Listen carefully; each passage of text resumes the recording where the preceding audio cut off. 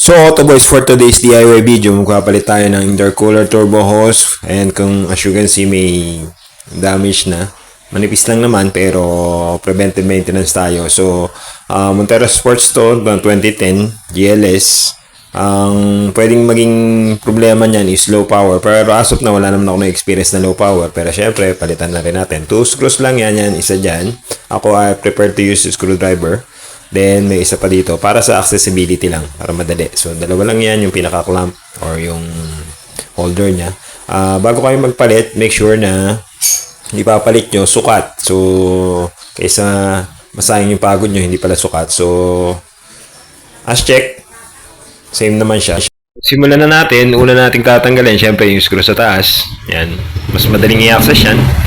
And, yan. Luwagan nyo lang, luwagan. Yan, tagal na.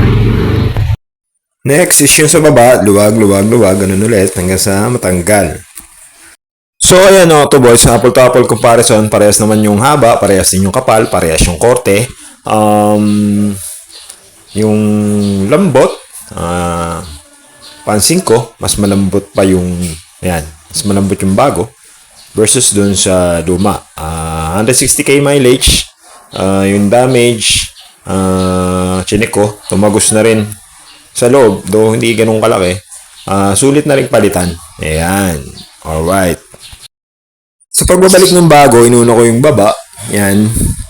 Make sure na fit nyo. Then, sa taas. Then, make sure na evenly distributed yung length. Sagad sa taas. Then, sa kanya position sa baba. Then, balik nyo yung clamp and tighten the screws. Sa taas. Ganun din sa baba. Ayan, okay na.